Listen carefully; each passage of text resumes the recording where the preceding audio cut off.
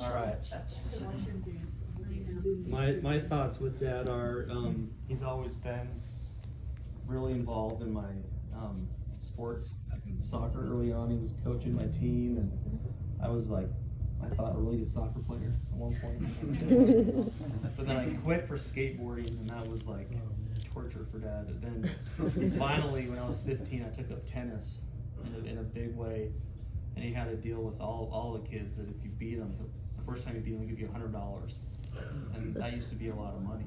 Back in the day, heck yeah. So I worked and trained and practiced, and I finally beat him when I was I 15?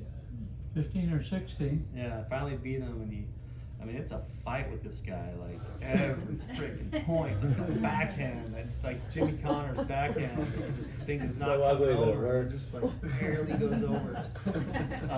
But I finally beat him, and he just taught me a lot of, I thought, great life lessons in sports and fighting and doing your best and all that. And I think it really helped me like get through a mission, go on a mission, and that's like a really hard thing, and it helped me get through that a lot. And then when I got back and went up to BYU, to be like a, I don't know what they call it, but like a full-time student up there, you have to take 6 credit hours in the summer or 13 in the fall or spring.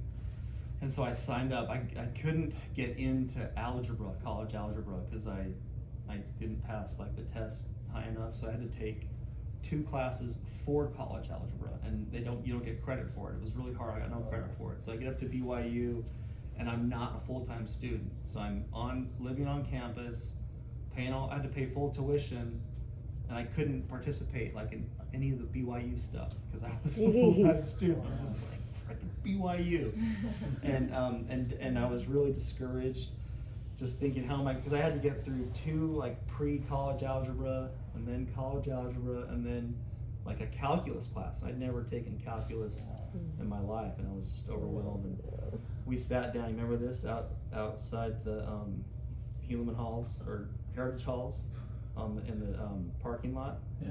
And he told me a story about like a potato farmer that made a lot of money, and I don't have to go to college. I can just like be a potato farmer. I'm like, what? You're like, what kind of talk is this? This is like the worst advice ever. But it, like, I am a professional counselor.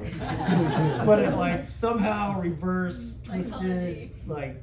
like got in my head, and I'm all, no, I'm gonna do this.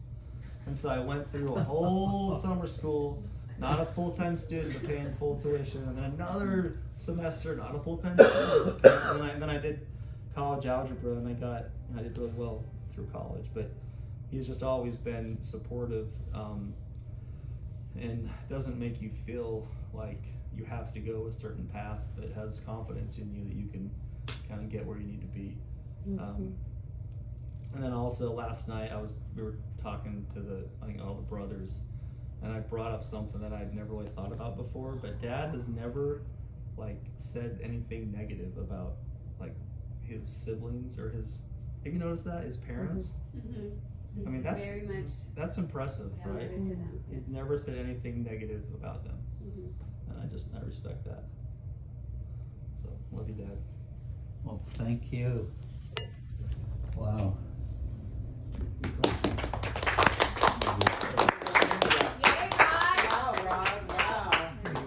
Feelings and words.